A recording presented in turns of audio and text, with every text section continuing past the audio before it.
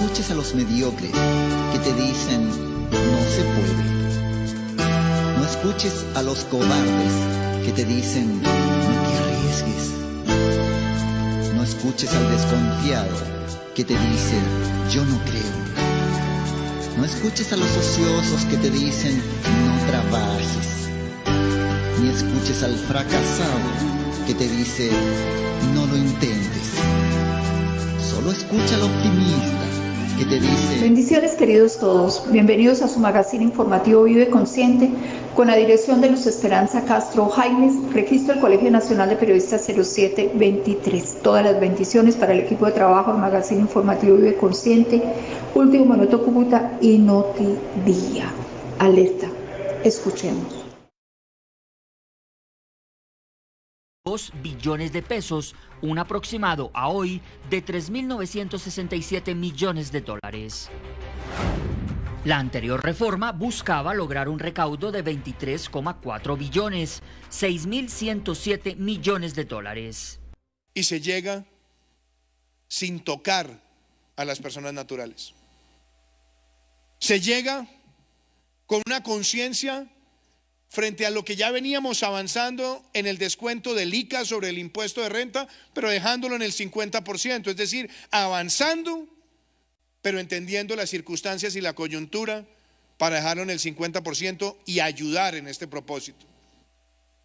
Se logra haciendo una ampliación de la tasa corporativa de renta, que tiene además una especie de sobretasa, si se llama así, para también dar otros ingresos adicionales.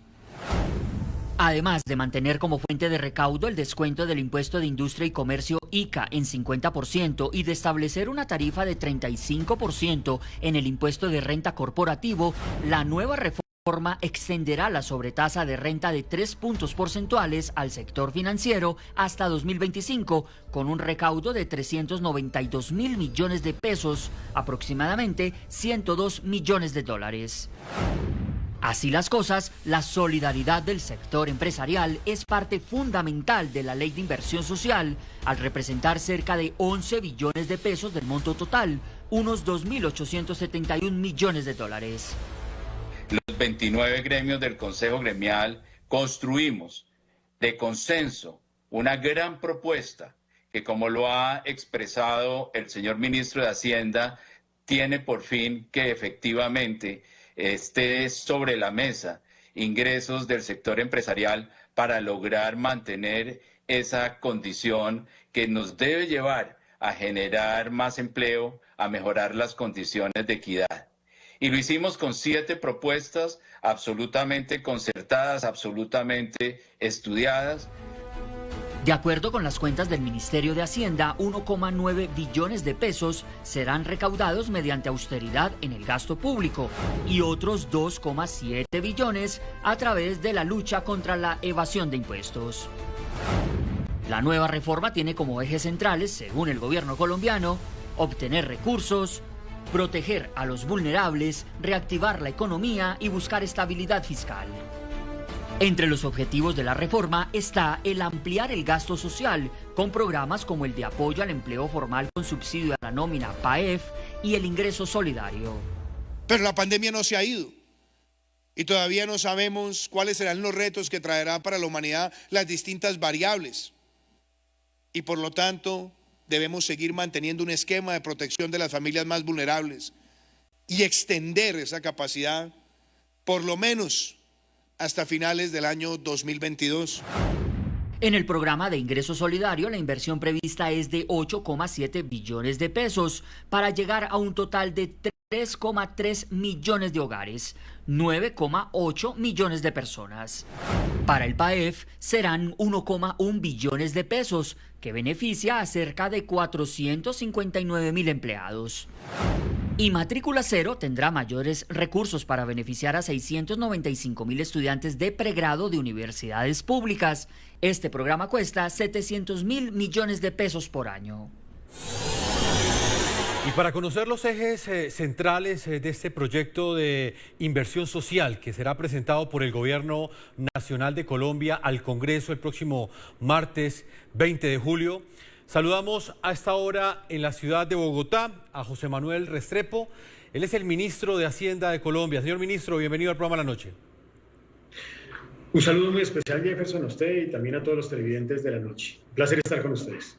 El gusto es nuestro, señor ministro. Vamos a explicarles muy bien a nuestros televidentes en qué consiste este proyecto de reforma tributaria que presentará el gobierno del presidente de Colombia, Iván Duque, al Congreso el próximo 20 de julio. Pero antes de entrar en los detalles, señor ministro, yo quiero preguntarle algo. ¿Este proyecto ya cuenta con el consenso necesario para ser aprobado en el Congreso, para ser aceptado por el país? Y se lo pregunto porque, para quienes no lo recuerdan, el anterior proyecto de reforma tributaria que presentó el gobierno al Congreso generó unas intensas protestas en Colombia que iniciaron el pasado 28 de abril y que obligaron prácticamente al gobierno a retirar este proyecto. ¿Este nuevo articulado tiene consenso, señor ministro? Yo le contestaría de dos maneras. Lo primero es que lo que hemos construido en este mes y medio es ese consenso. Un consenso organizado en más de 6 diálogos regionales en Colombia, hablando con los beneficiarios de los programas sociales, con los estudiantes universitarios, hablando con los empresarios, con los gremios de la producción, con alcaldes, con gobernadores, con medios de comunicación en todas las regiones de Colombia. En segundo lugar, porque avanzamos con el Congreso de la República en los denominados foros virtuales y allí participaron instituciones, sindicatos, actores sociales, academia, universidades, distintos actores de la vida del país. Y de todos esos esfuerzos, sumado también a una plataforma abierta, donde han participado miles de ciudadanos dando ideas y propuestas, recogimos una propuesta que tuvieron mecanismo, un relativo nivel de consenso. Que consenso no significa unanimidad. Consenso lo que significa es temas en donde convocaríamos a la mayoría de las personas. Eso lo hemos construido. Pero le contestaría de otra manera. En el día de ayer, cuando se presentó el proyecto, estuvieron presentes los partidos políticos más representativos de Colombia. Estuvieron presentes los gremios, la totalidad de los gremios más importantes y empresarios del país. Estuvieron presentes líderes de organizaciones universitarias y estudiantiles. Estuvieron presentes los líderes gobernadores y los alcaldes líderes de sus respectivos, de los grupos de municipios o de los grupos de grandes capitales o de los grupos de gobernaciones. Y estuvo presente, pues, distintos actores de la vida nacional justamente compartiendo ese consenso. Y yo creo que eso se ha venido logrando, sin perjuicio, naturalmente, de que habrá debate, siempre tiene que haber debate, así es la democracia, pero esta construcción es muy valiosa en un momento, en un contexto particular, como ha sido el contexto actual de Colombia en medio de la pandemia. La anterior reforma tributaria buscaba recaudar 23.4 billones de pesos. Eso en dólares equivale a 6.107 millones de dólares. La actual pretende recaudar 15.2 billones de pesos. Esto en dólares son 3.967 millones de dólares. No era un capricho el objetivo de recaudo que se tenía en esa primera reforma tributaria que fue presentada este año, señor ministro. El gobierno ha tenido que disminuir ese monto a recaudar en casi 8 billones. ¿Qué se está sacrificando al disminuir esa cifra, ministro? A ver, yo creo que la reforma que se presentó en su momento tenía un propósito. Yo siento que esta reforma tiene un propósito también de garantizar estabilidad en las finanzas públicas, de garantizar estabilidad social, de responder a tantas necesidades de tantas personas que hoy en día necesitan un apoyo por parte del Estado. Por eso es que yo digo que esta reforma tiene un corazón gigantesco para atender las necesidades del microempresario, también del joven que quiere tener acceso a la educación superior gratuito y es vulnerable, del joven que quiere tener su primer empleo, de las mujeres mayores de 40 años que perdieron el empleo, de tantas familias que viven de una renta básica de emergencia como es ingreso solidario y necesitan una continuidad con la misma. Entonces yo creo que con ese propósito social, con el propósito de estabilidad de las finanzas públicas, nosotros encontramos que dado el contexto particular que estamos viviendo, esta reforma de 15.2 billones era una reforma que nos permitía viabilizarla, que no tocaba a la clase media, que no tocaba a las clases vulnerables, que no tocaba el IVA ni las pensiones, que son temas sensibles hoy en la economía y en el país. Dado eso, creemos que es posible lograr este recaudo de 15.2 billones de pesos. Más allá de eso, pues implicaría tocar temas muy sensibles que en este momento el país tiene que ser consciente del contexto de la pandemia que vivimos. Claro, ha sido un año muy difícil para todos, para los empresarios, para los trabajadores, y el impacto pues, del COVID-19 no ha sido únicamente en términos de salud pública, sino también en términos económicos. Ministro, ¿cuáles son las principales urgencias actuales que tiene el gasto del gobierno nacional? Y me gustaría saber si logran suplirse esas urgencias con esos 15.2 billones de pesos que esperan recaudar. Yo le diría, tenemos tres urgencias en este momento como país. La primera es la más importante porque es la del corazón, estabilidad social. Como lo decía, tenemos la enorme responsabilidad de apoyar a tantas personas vulnerables del impacto de la pandemia. Y esta propuesta, sumada a los programas sociales que tiene el gobierno, va a llegar a 25 millones de colombianos con apoyos de alguna manera, apoyos sociales, que lo que buscan es enfrentar, mitigar aún el impacto de esta pandemia, con subsidio a la nómina, con subsidio a la generación de empleo, con extensión del programa Ingreso Solidario, que es una renta básica de emergencia, con beneficios para los micro y pequeños empresarios, con la matrícula gratuita para los estratos más vulnerables de nuestro país en educación superior, en instituciones oficiales.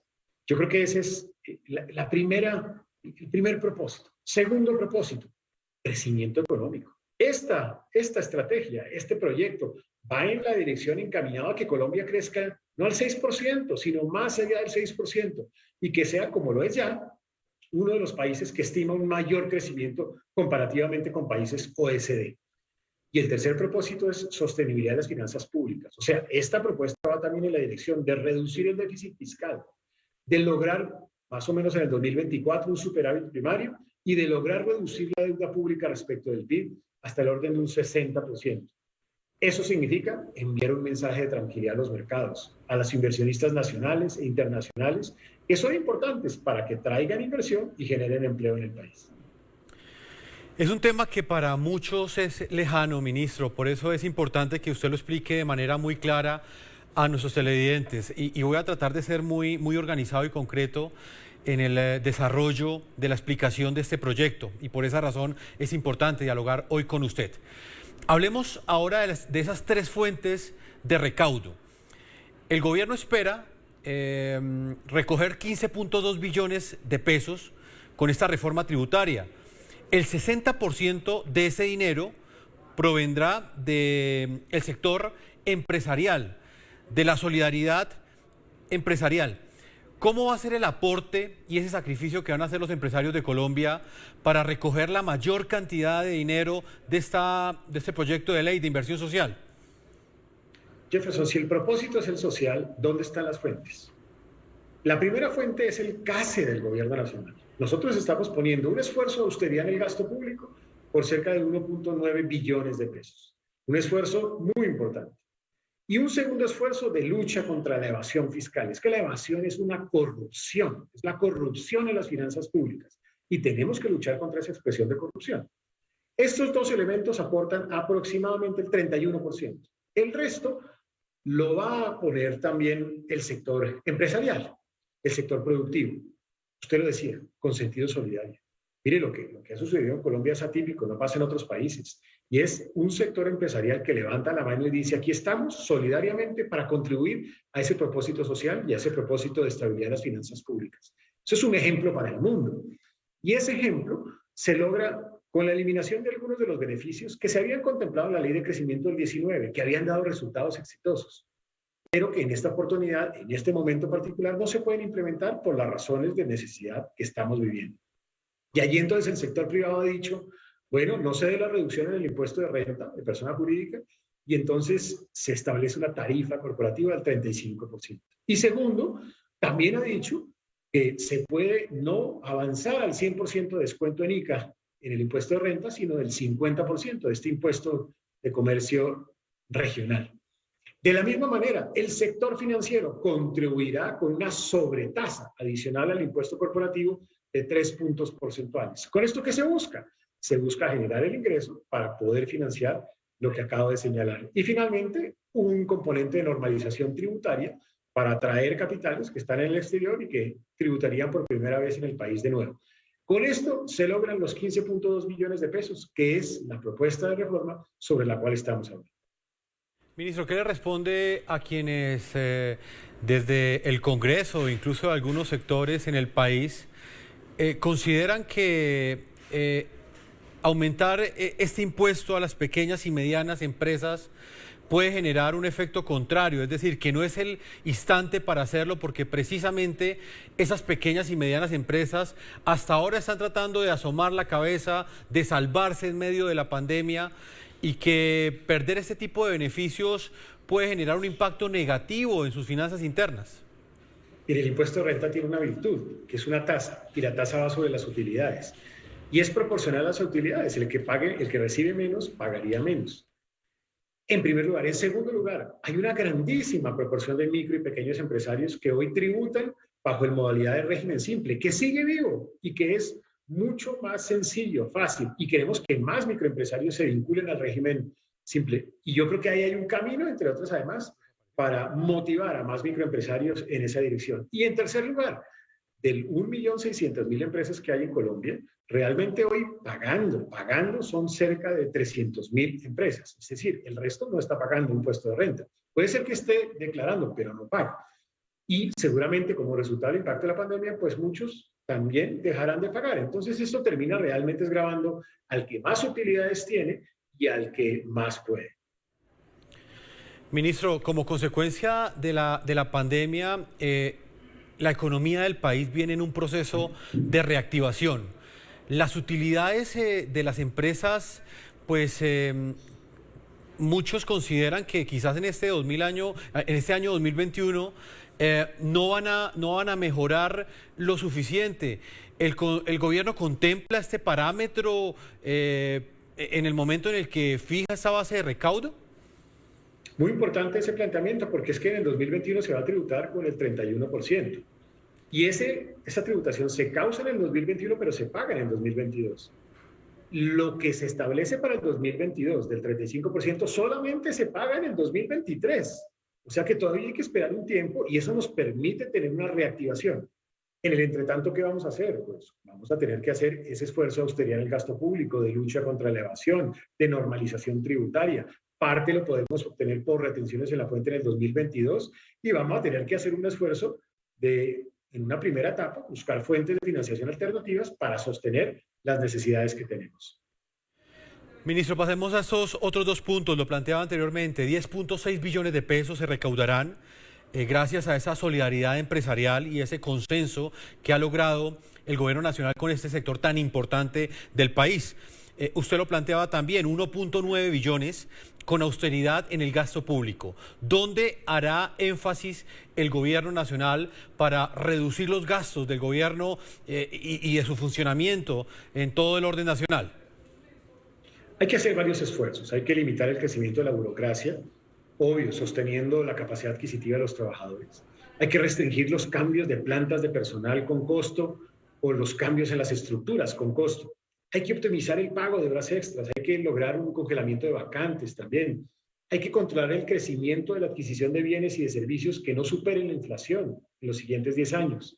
Hay que ir avanzando a que logremos un 50% de ahorro en gastos de viáticos, papelería, impresión, publicidad, vehículos, combustibles. Hay que también avanzar en enviar un mensaje de no renovar telefonías celulares, planes de telefonía móvil, internet, datos. Hay que avanzar en el control de los costos de arrendamiento de las instalaciones físicas, meterle mucho de teletrabajo, de trabajo en casa, eventos virtuales. Hay que avanzar en una estrategia que permita racionalizar los esquemas de seguridad con todo el cuidado de la mano de la unidad de protección.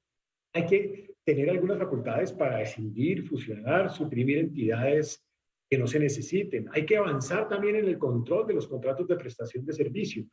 Esos son algunos de los caminos para obtener ese 1.9 billones de pesos, que es una de las apuestas más significativas que se han hecho en el país en materia de austeridad en el gasto público. Y para completar esos 15.2 billones de pesos está esa tercera fuente de recaudo, que es la lucha contra la evasión de impuestos. Es un tema que desde hace muchos años viene generando preocupación en el país, porque hay quienes aseguran que la verdadera y gran fuente de recaudo para este tipo de reformas está precisamente en aquellos sectores que están evadiendo los impuestos, incluso en el control que ejecuta la DIAN para que los que tienen que pagar realmente paguen. ¿Cómo va a lograr el gobierno esto? Este recaudo de 2.7 billones viene de un esfuerzo que ya da resultados. La DIAN, en su modernización, en su desarrollo tecnológico, solamente le digo un dato: a junio ha recolectado 8 billones de pesos solo por lucha contra la evasión y el contrabando, porque ha venido implementando medidas, determinación de proveedores ficticios, el listado de paraísos fiscales, el control de deducciones y costos y descuentos, la cláusula antiabuso, en fin, distintos tipos de mecanismos. Aquí estamos diseñando 3 o 4 nuevos. El primero, crecer este sistema de factura electrónica, incluir más documentos, más operaciones en el sistema de factura electrónica, que ha sido valiosísimo para encontrar información y encontrar esas fuentes de evasión. Segundo, el sistema de facturación compulsiva o sugerida que funciona en muchos países, que es llegar con la declaración de renta a la casa de ese potencial evasor con su declaración preparada para que la presente. Tercero, que la declaración de renta avance a una facturación de renta, es decir, que sea una factura y que por lo tanto pueda ser cobrada en procesos ejecutivos más rápidos que agilizan todos los procedimientos de lucha contra la evasión. Detectar los beneficiarios finales, una experiencia internacional, se ha usado en muchos países europeos. Saber quiénes están detrás de cada persona jurídica, con un registro, con información, identificando esas operaciones yo con yo que son fuente de evasión. Y finalmente, lograr que la venta de los activos sea a valor real, a valor comercial, no como sucede hoy en día, que es al promedio de un 85% del valor comercial. Y eso deteriora, erosiona los ingresos que se generan por ganancia ocasional y por patrimonio. Entonces, con georreferenciación, con tecnología, logramos avanzar en esta dirección. ¿El gobierno nacional contempla vender activos de la nación, como por ejemplo ISA? Este tema de la venta de activos, que nosotros hemos hablado de una optimización de activos más bien, no contempla un artículo nuevo en esta reforma. O sea, no existe ningún artículo referido a este asunto. ¿Qué buscamos nosotros con este tema? Y lo hemos buscado desde antes, con o sin reforma: optimizar los activos de la nación y avanzar, como lo venimos avanzando, en esta posibilidad de optimizar los activos de ISA con Ecopetrol, fortalecer además Ecopetrol y de esa manera también lograr recursos en donde además no implica una enajenación ni una venta, porque no transita al sector privado, sino que es simplemente un tránsito de un activo del sector gobierno al sector gobierno. Este proyecto de ley de inversión social entra con mensaje de urgencia al Congreso Nacional. ¿Cuándo esperan ustedes que esté aprobado? Y explíqueme muy claro, ministro, ¿desde cuándo comenzará a aplicarse en Colombia? Bueno, este proyecto entra con mensaje de urgencia. Eso significa que si todo se da adecuadamente, esperaríamos que entre los meses de julio y agosto se dé el tránsito adecuado ya en el Congreso de la República y se dé el proceso aprobatorio. Importante decir también que esta iniciativa, pues es una iniciativa que lo que busca es, como dije anteriormente, ese propósito social, y es una iniciativa que entra en aplicación de inmediato. Por eso los programas sociales siguen y tendremos algunos recursos para ese fin, tendremos que acudir a otras fuentes de financiación para ese fin y los ingresos van a ir entrando dependiendo de la característica de cada uno de los tributos. Hay un punto que me llama mucho la atención, ministro. El sector bancario también asume una gran responsabilidad. ¿Cómo fue esa negociación con el sector bancario para que esa sobretasa de 3 puntos porcentuales fuera una realidad y estuviera incluida en este proyecto de inversión social? Pues lo que ellos han señalado, y yo tuve reuniones con ellos, varias reuniones con los gremios bancarios, contándoles de esta iniciativa. Y un poco el planteamiento es, sí, no es para nosotros el ideal. Yo entiendo perfectamente que no es el impuesto, no es grato que a uno le pongan un impuesto, pero también les dije que este es un momento donde se necesita esa dosis de solidaridad y entendieron ese mensaje y están comprometidos en esa misma dirección. Yo creo que así se pueden construir consensos. De pronto no es el mejor de los caminos para ellos, pero es un camino con el cual contribuyen solidariamente al país. Son 15.2 billones de pesos que recaudará el gobierno. Esto garantiza la continuidad de los programas sociales, por ejemplo, de ingreso solidario, del apoyo a la nómina PAEF, de matrícula cero. Y me gustaría saber por cuánto tiempo, señor ministro, y se lo repito porque el objetivo de recaudo de la anterior reforma tributaria era mucho más alto, la diferencia entre una y otra es de casi de 8 billones de pesos, y quizás esto genera preocupación porque el gobierno ha sido muy enfático en ese mensaje, y es que esta reforma tributaria lo que busca es garantizar ese componente social. ¿Por cuánto tiempo están garantizados estos programas con base en este recaudo? Como lo hemos dicho, esto extiende la renta básica de emergencia de ingreso solidario hasta diciembre de 2022. Incluso lo incrementa en 700.000 personas de familias de pobreza extrema. Esto garantiza el subsidio por 6 meses a los micro y pequeños empresarios de nómina.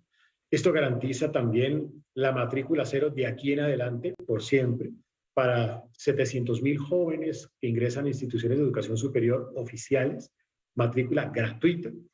Esto también permite un subsidio al empleo juvenil y al empleo de mayores, buscando con eso contribuir a que haya oportunidades laborales para estas personas.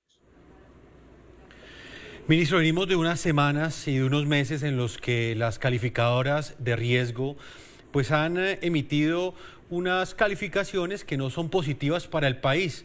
¿Usted cree que esta reforma tributaria va a tranquilizar a estas calificadoras de riesgo? Yo creo que la reforma va en la dirección de las iniciativas, de las propuestas, de los mensajes que mandaron las calificadoras de riesgo desde tiempo atrás. Cómo enfrentar una disminución gradual, progresiva del déficit fiscal, cómo reducir también progresivamente la deuda pública, que se generó como resultado del impacto de la pandemia, porque nosotros veníamos del 2019 el mejor año en déficit fiscal, el mejor año en superávit primario, el mejor año en crecimiento, el mejor año en las finanzas públicas del país en 8 años por lo menos. Y llegó la pandemia y tocó enfrentarla, tocó mitigarla, tocó hacer inversiones en vacunación, en pruebas, en créditos, en subsidios, en tantas cosas. Entonces eso aumentó la deuda, aumentó el déficit fiscal. Lo que estamos haciendo ahora con esta reforma es gradualmente reduciendo la deuda pública, estabilizando la deuda pública al orden de un 60% y haciendo lo que yo he dicho, 2/3 partes de esa gran reforma estructural que necesita el país. Habrá una tercera parte que le corresponde al siguiente gobierno, y ya será un camino complementario a esta iniciativa. La inversión extranjera es uno de los factores que puede jalonar el aumento del empleo formal en Colombia, ministro. ¿Qué beneficios trae esta ley de inversión social, esta reforma tributaria para atraer más inversión extranjera? Lo digo francamente, si no hay estabilidad social, no hay inversión, no hay crecimiento. La estabilidad social es el propósito central de esta iniciativa. Con ella seguiremos teniendo las oportunidades que tiene Colombia hoy en día. También siguen vigentes algunos de los caminos a través de los cuales se favorecen sectores de la economía claves en este momento, en vivienda, por ejemplo, en infraestructura, todo el modelo de APPs, en turismo, en industria, en agroindustria. Eso sigue vigente. Y eso significa que esos sectores seguirán atrayendo inversión. Y como me lo dijeron además los inversionistas con los cuales me reuní en Washington en estos días y en Nueva York, ellos siguen interesados en Colombia. Ven en Colombia, además, que Colombia va a crecer muy por encima de lo que estamos planificando del orden del 6%, que es nuestra meta, pero vamos a crecer seguramente para ellos más que eso. Luego habrán oportunidades en un país como este para que hayan nuevas posibilidades de empleo, nuevas posibilidades de ingresos para más personas y que las oportunidades siguen vigentes en este país. Señor ministro, para finalizar, hay muchas personas que tienen que declarar renta de acuerdo a las leyes actuales que ya existen, no con esta reforma tributaria, sino que ya están plasmadas en la legislación tributaria del país, y estas personas no lo están haciendo. ¿Esta nueva normativa le entregará herramientas adicionales a la DIAN para que persiga a estas personas que están evadiendo impuestos? Totalmente. Aquí vamos a continuar en la tarea de perseguir esa expresión de la corrupción, que es la evasión fiscal. Y vamos a dar y a involucrar al máximo la tecnología, el intercambio de información. Yo debo decir que tenemos ya, pues fácilmente con más de 110 países intercambio de información y vamos a estar pendientes de ello y vamos a utilizar esa información para perseguir a esos evasores fiscales, porque esa sí es una expresión terrible de corrupción y que afecta notoriamente el crecimiento de una economía y la financiación de sus programas sociales. Bueno, señor ministro, ha quedado muy clara su explicación. no va a haber aumento de IVA, no se va a tocar los bienes exentos de IVA, tampoco se va a ampliar la base gravable del impuesto de renta a las personas naturales, tampoco se va a gravar las pensiones más altas, que eran unos puntos centrales de la anterior reforma tributaria. El peso fundamental va a caer entonces en los empresarios, en el sector bancario, en la austeridad, en el gasto público y en la lucha contra la evasión de impuestos y de la corrupción. Señor ministro José Manuel Restrepo, quiero agradecerle su tiempo como siempre y vamos a estar atentos de lo que suceda en ese debate que comenzará o iniciará el próximo 20 de julio en el Congreso de la República, que es la fecha que ha escogido el Gobierno Nacional para presentar este proyecto de ley de inversión social con mensaje de urgencia al Congreso de Colombia. Muchas gracias, señor ministro. Muchas gracias a ustedes. Si tú eres del agua, prepárate, porque Aguas Capital Cúcuta sorteará 6.500.000 pesos entre los más puntuales. Así que conéctate este viernes a nuestras veladas culturales virtuales a partir de las 7 de la noche por nuestra página de Facebook y sé uno de los ganadores. Sorteos millonarios. En medio del lodo y los malos olores, la cuadrilla Aguas Capital Cúcuta trabaja por el bienestar de los cucuteños. Mi nombre es Neider Bustos, yo hago parte del Centro de Negocio Alcantarillado, la cuadrilla de Canales. Bueno, llevo aproximadamente un año en Aguas Capital. Yo trabajo para aquí para poder ayudar en el sustento de mi familia. Algunos de mis compañeros son padres de familia y gracias a esto pueden sacar sus familias adelante. Lo más difícil de nosotros es entrar a este lodo donde hay estas basuras para poder realizar nuestro trabajo. Mi nombre es Luz Pedraza, habitante del barrio Carora. Es extremadamente fuerte el trabajo de ellos y no muy valorado muchos por vecinos por acá que siguen aún, estando ellos trabajando, lanzándoles basura. Sin importar el sol, la lluvia o las adversidades del terreno, estos hombres que nos enorgullecen hacen el trabajo que pocos se atreven a realizar. Bueno, nuestra cuadrilla se encarga de limpiar los boscurbes, los canales y los desarenadores. La gente bota mucho mugre, tenemos que limpiar hasta allá, hasta el fondo donde se ven. Nosotros venimos carreteando, le echamos a la máquina y la máquina saca la volqueta. Estas son las historias que nos enorgullecen. ¡Lo bueno va!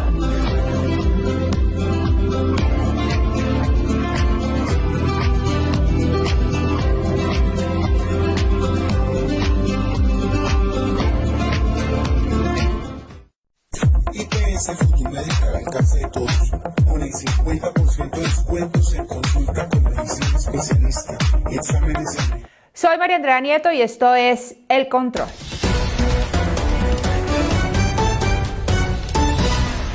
Hoy le haremos el control a unas respuestas a medias. Sí, les hablo de las denuncias que se conocieron del Canal Capital, el canal público de Bogotá, que en la administración de Claudia López lo convirtieron en un fortín burocrático. Las denuncias comenzaron con el periodista Federico Ortega. Hoy el noticiero de Canal Capital se hace con apenas 2 cámaras para los periodistas. 2 cámaras. En 2010 había unas 15. Con Holman Morris eran más de 30 y con Enrique Peñalosa unas 25. El canal crecía con más noticieros, programas y transmisiones. Lo están dejando morir. Y este otro, a camarógrafos, editores, asistentes de cámara, sonidistas, conductores de Canal Capital los tienen sin contratos porque según la gerencia no hay plata, pero sí contratan asesores de 14, 15 o 16 millones al mes para la misma gerencia. Para los que producen no y para los amigos sí. Se desencadenó una ola de reclamos desde todos los sectores políticos en el Consejo de Bogotá. Esto dijo Heidi Sánchez de la Colombia Humana. Preocupante situación en Canal Capital. A múltiples voces se habla de tercerizar el canal, dejando en productoras privadas la responsabilidad de realizar contenidos. Hay alerta de no renovación de contratos para las personas que han dedicado años de su vida al canal de Bogotá. Y desde la otra orilla, el concejal Emel Rojas. Alcaldesa Claudia López, su amiga personal y financiadora de campaña, está acabando el Canal Capital. Tercerización indiscriminada, despidos masivos, mala gestión, acosos y abusos. La gerente actual debe renunciar. Hay que dejar de lado el amiguismo y salvar el canal. No más. ¿Están desmantelando al Canal Capital?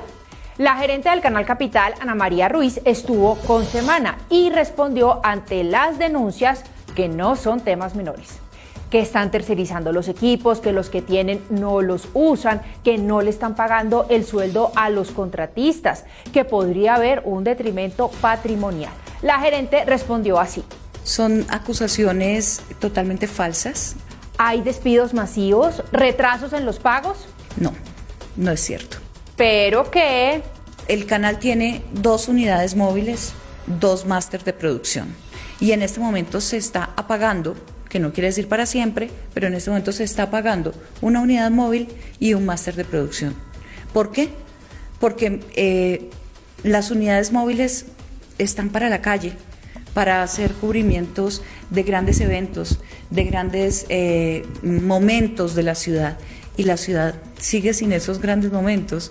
Ya, eso significa que los momentos cotidianos, que la vida de los barrios en Bogotá no vale la pena contar. Mejor dicho, la gerente del Canal Capital, Ana María Ruiz, mandó a decir que en Bogotá no está pasando nada y que por eso no hay nada que contar.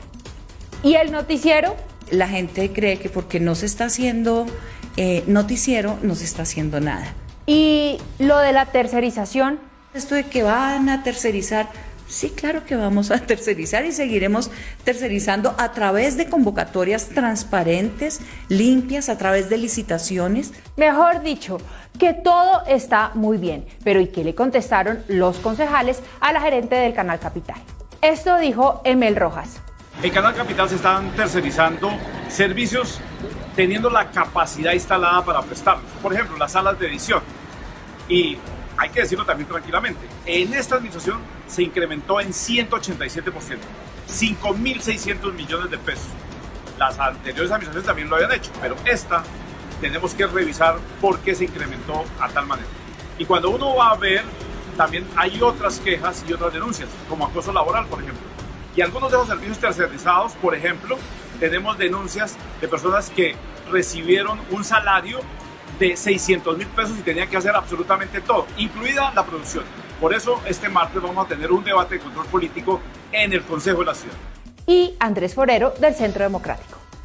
Desde hace un año varios concejales de Bogotá habíamos advertido sobre posibles irregularidades en el nombramiento de la gerente Ana María Ruiz como gerente de Canal Capital por parte de la alcaldesa Claudia López. En ese momento denunciamos amiguismo de la alcaldesa al punto de que forzó una modificación en el manual de funciones para que la señora Ruiz pudiera hacerse cargo del canal. Y hoy vemos las consecuencias. Los resultados saltan a la vista. Lamentablemente los niveles de sintonía del canal han bajado. Adicionalmente hay denuncias de malos manejos y de retrasos en el pago a distintos contratistas y se ve con tristeza una tercerización sistemática de funciones esenciales del canal, funciones misionales. Y como si fuera poco, hoy lo vemos convertido también en la plataforma electoral de algunos amigos de la alcaldesa. ¿Qué dirán los progres ilustres que trabajan en el Canal Capital y que critican tanto esas prácticas? Me refiero, por ejemplo, a Ariel Ávila, que todavía no se sabe si va a ser candidato al Senado por el Partido Verde. Pero mientras se define, parecería estar pavimentando su candidatura en el programa que emite desde el canal con los recursos públicos que pagamos los bogotanos. O a la profe resexy de Colombia, Carolina Saní, o Santiago Rivas. Ellos también llegaron allá por medio de una convocatoria o una licitación pública, o llegaron por una contratación a dedo. Hay que recordar que Ana María Ruiz fue una de las donantes en la campaña de Claudia López, hecho que fue denunciado por el concejal Emel Rojas. Pero ¿y qué dirá la alcaldesa Claudia López con todo esto que está pasando? Por supuesto, nada. Es que ella tiene en su despacho asesores en imagen y en comunicaciones por 35 millones de pesos mensuales, como es el caso del contrato de Flor Marilyn López. Y si eso pasa desde la cabeza, pues en el resto del gabinete hacen fiestas. Finalmente, el gobierno de la transparencia y la empatía de Claudia López quedó en lo mismo de los 1000 jardines que prometió Gustavo Petro hacer y que solo hizo 3. Pero ojo, que la pretensión de Claudia López sí ha sido la de impulsar campañas presidenciales. Me acompaña no solo un gran amigo de la vida, sino un exalcalde de Medellín, gobernador de Antioquia, futuro presidente de Colombia, sin duda. Y aprovechar el espacio que le da Canal Capital para empujar campañas, imponer narrativas, pagar favores y mostrar los escasos resultados de su gobierno. Debe ser por eso que no hay noticiero en el Canal Capital, pues porque no hay nada que mostrar. La ciudad sigue sin esos grandes momentos. Pero les doy algunas ideas. ¿Qué tal si registran los atracos, los asesinatos, los bloqueos, la violencia? ¿Esas no son noticias para mostrar? ¿Qué tal si hacen un recorrido por los 14.000 kilómetros de malla vial de la ciudad que está llena de huecos? ¿O hacen un reportaje sobre los trancones infernales que tienen que sufrir a diario los bogotanos? ¿Qué tal si revisan cómo quedaron tantas empresas quebradas después de la pandemia y los miles de empleos que se perdieron? De pronto, con esas noticias, los demás secretarios del gabinete y hasta la misma Claudia se ponen a trabajar. Alcaldesa, para demostrarle a los electores de 2022 que el programa Progre se basa en los principios de improvisación, amiguismo, demora y mucha red social. Pero de resultados, nada de nada. Y póngase las pilas, porque el despilfarro y las contrataciones a dedo le van a traer muchos, pero muchos problemas. La ciudad sigue sin esos grandes momentos.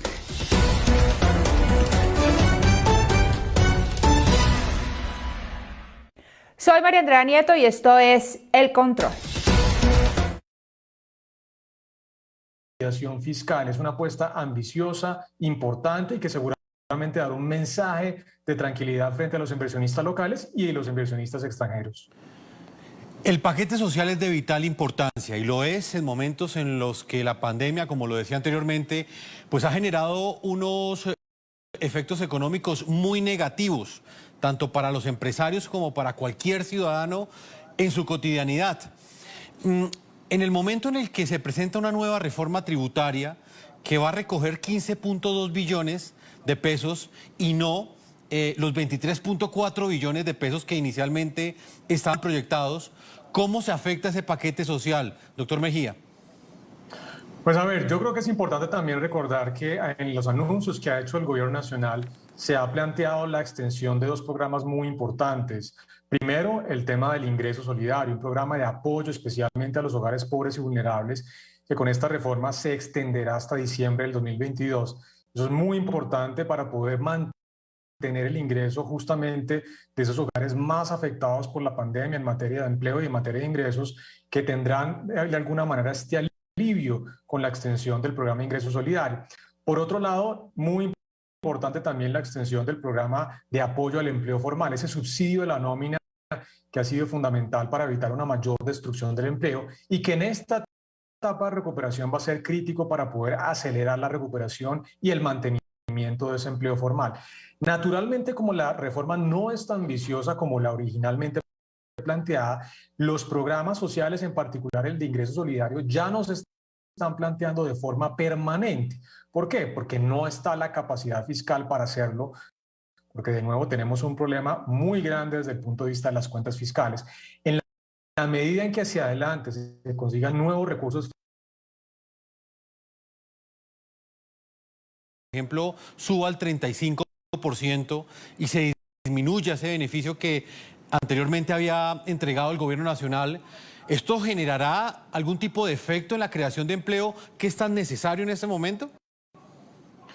Pues mire, Jefferson, hay que decir naturalmente que el aumento del impuesto de renta en esta coyuntura para las empresas es un mal necesario. ¿Qué más quisiéramos como país continuar reduciendo incluso el impuesto de renta? Ya ustedes conocen cómo nosotros desde FEDesarrollo y también la Comisión de Expertos han dicho que las tarifas de renta para las empresas en Colombia son altas frente a los estándares internacionales.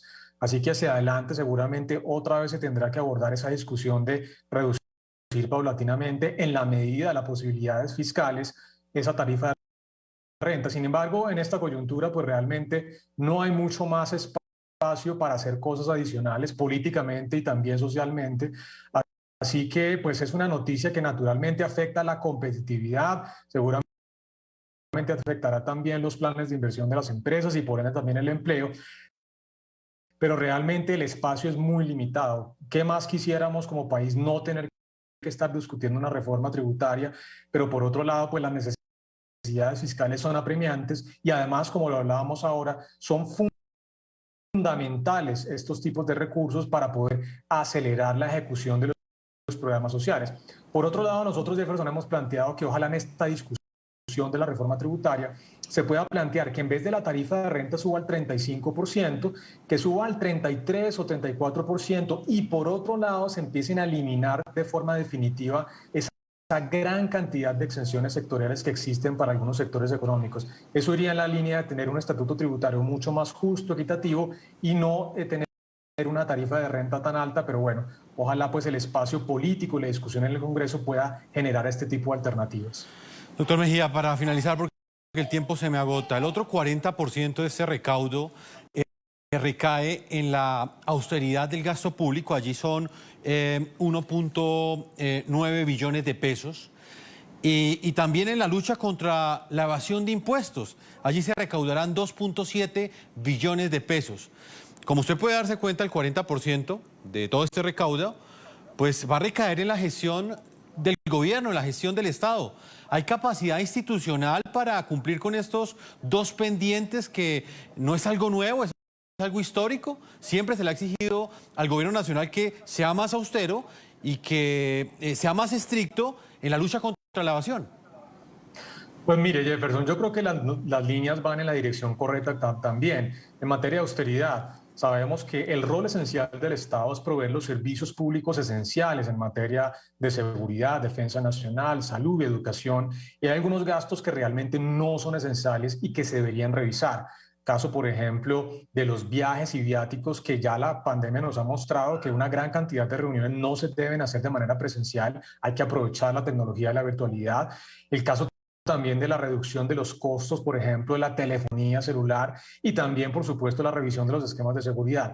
Ese tipo de gastos administrativos deben irse recortando paulatinamente dadas las nuevas realidades fiscales.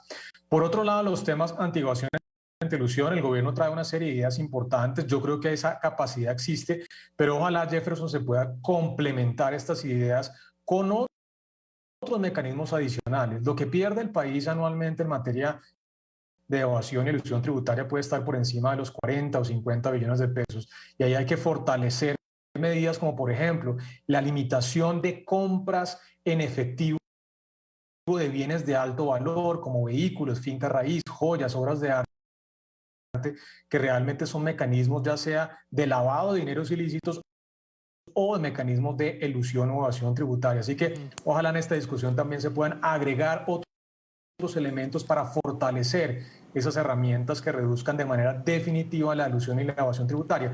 Eso es muy importante en la construcción de confianza en el ciudadano que paga los impuestos y, por supuesto, el Estado, que debe hacer un buen gasto desde el punto de vista de los bienes públicos que provee. Doctor Mejía, director de FEDesarrollo, como siempre, ha sido un gusto tenerlo acá en el programa La Noche.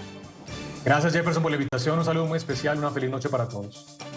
Si tú eres de los que paga a tiempo la factura del agua, ¡prepárate! Porque Aguas Capital Cúcuta sorteará 6.500.000 pesos entre los más puntuales. Así que conéctate este viernes a nuestras veladas culturales virtuales a partir de las 7 de la noche por nuestra página de Facebook y sé uno de los ganadores. Sorteos millonarios.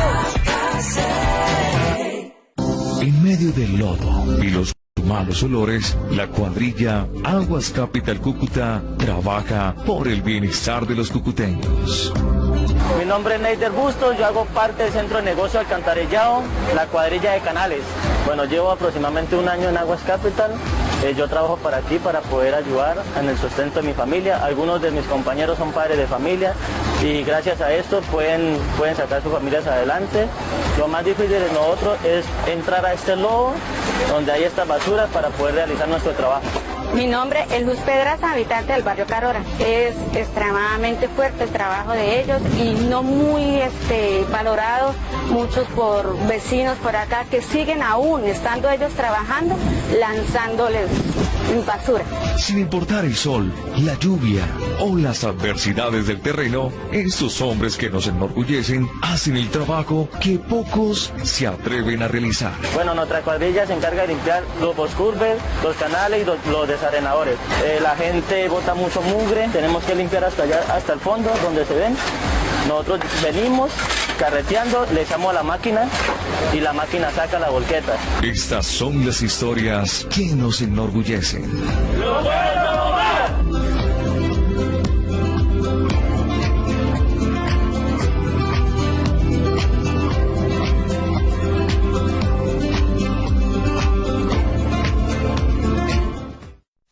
IPS Futumédica al alcance de todos, con el 50% de descuentos en consulta con medicina especialista y exámenes de medicina.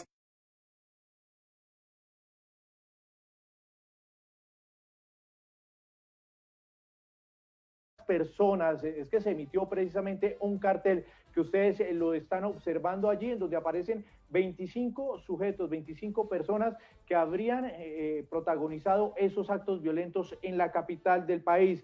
Dice la policía que sobre estos hechos hay que mencionar, hay una recompensa de hasta 10 millones de pesos para quien brinde información precisamente, véalos ustedes ahí en la pantalla, sobre esas personas. Si los conoce, los reporte ante las autoridades, si saben dónde están, si saben cuál es su paradero, para que entreguen esa información ante la Policía Metropolitana de Bogotá. Ha dicho la institución que toda esta información, estas fotografías, estas imágenes se han logrado obtener debido a un trabajo importante de los investigadores que han adelantado o que han recaudado también más de 500 videos de cámaras de seguridad.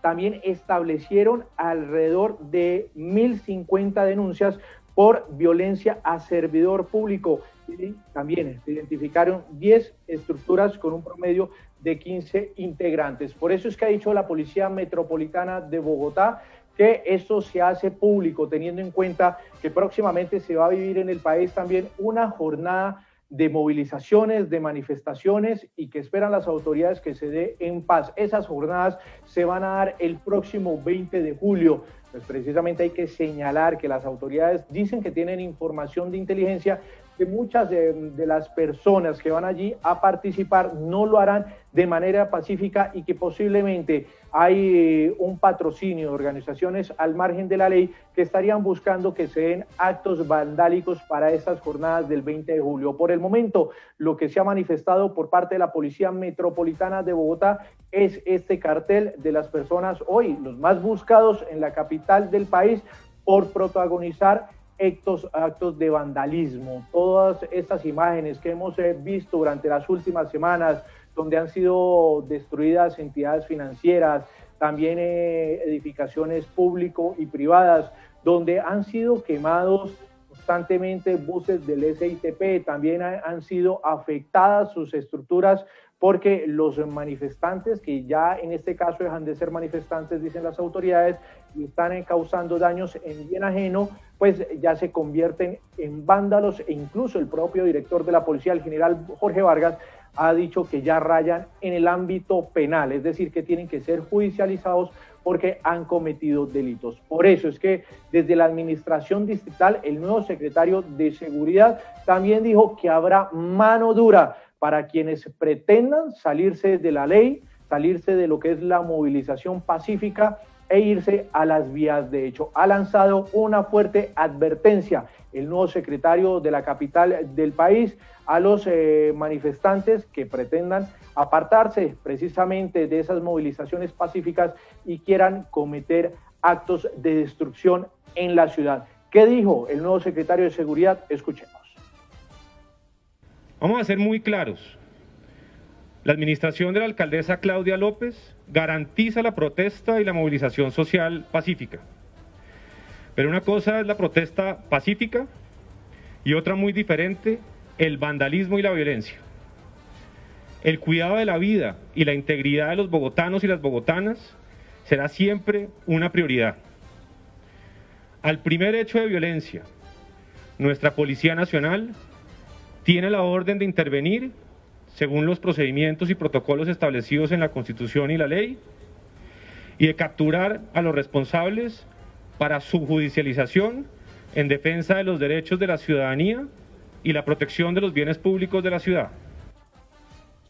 Ha dicho también las autoridades distritales que, por ejemplo, este cartel de los más buscados se logró elaborar con participación de la sección de investigación criminal Dijín, también con parte de la Fiscalía, con las autoridades distritales, y lo que se busca es la captura de estas 25 personas que estarían involucradas en hechos de alteración de orden público en el marco de las manifestaciones pacíficas que se han registrado durante los últimos 2 meses y 16 días. Los procesos investigativos, han dicho las autoridades en este caso, que cuentan con el respaldo del ente acusador, es decir, de la Fiscalía General de la Nación, están enfocados a esclarecer los hechos en los que se han cometido afectaciones al transporte masivo, es decir, al Transmilenio. También se han presentado saqueos, hurto a almacenes de grandes superficies y también las agresiones contra los funcionarios públicos, además de destrucción de los bienes del Estado. Por eso es que las autoridades, después de realizar todo ese barrido, recolectando videos de seguridad de las cámaras de vigilancia, también de edificaciones, también sacando algunos videos de las redes sociales, pues lograron elaborar ese cartel de esas personas, de los 25 más buscados en este momento en la ciudad, por protagonizar esos actos vandálicos que se dieron en lo que han dicho las autoridades en los 2 últimos meses y 16 días, y que incluso ha hecho que se presente un pronunciamiento por parte del ministro de la Defensa, Diego Molano, quien recientemente, recordemos, se reunió también con la alcaldesa Claudia López, a quien le dijo que el Ministerio de la Defensa, la Fuerza Pública, las fuerzas militares y de policía están dispuestas para garantizar todo lo que tiene que ver respecto a la manifestación pacífica, pero fue claro en decirle también a la alcaldesa que en la ciudad,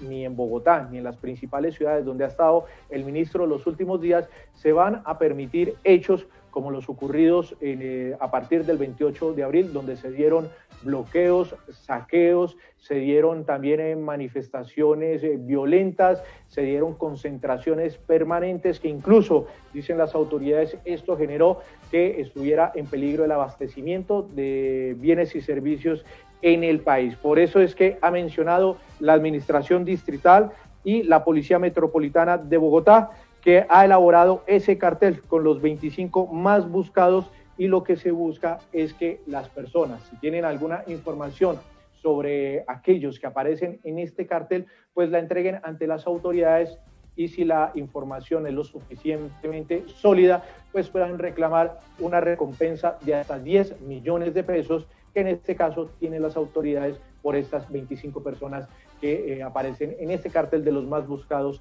en la capital del país. Pues con esta información nosotros nos vamos despidiendo a esta hora de la tarde, a las 4:16. Gracias a todos ustedes por estar conectados con Semana Noticias, el primer canal digital de Colombia. Bueno, queridos, les dejo toda esa información y ese conocimiento en sus mentes y en sus corazones. Y esta noche, si es posible, vuelvan a ver el programa. Y compartan el programa, compartan todo lo que Magazine Informativo Vive Consciente publica, los podcasts que estoy publicando, compártanlo, compartan lo que hay en la página web y en el canal de YouTube. Ayúdenme a cuidar la democracia, a sembrar en la mente y el corazón de los hombres la corresponsabilidad, el amor, la misericordia y la compasión. Y también a estar informados de forma precisa y veraz. Los quiero. Que Dios los bendiga. No escuches a los mediocres que te dicen no se puede. No escuches a los cobardes que te dicen no te arriesgues. No escuches al desconfiado que te dice yo no creo. No escuches a los ociosos que te dicen no trabajes, ni escuches al fracasado que te dice, no lo intentes. Solo escucha al optimista que te dice, avanza, puedes. Solo escucha a los valientes que te dicen, no te rindas. Escucha al inteligente que te invita a usar la mente. Escucha a los entusiastas que animan y dan aliento. A los grandes triunfadores que sueñan con lo imposible. Escucha a los que conocen el camino a la victoria. Ellos construirán mundos, imperios, galaxias, soles. Encontrarás el tesoro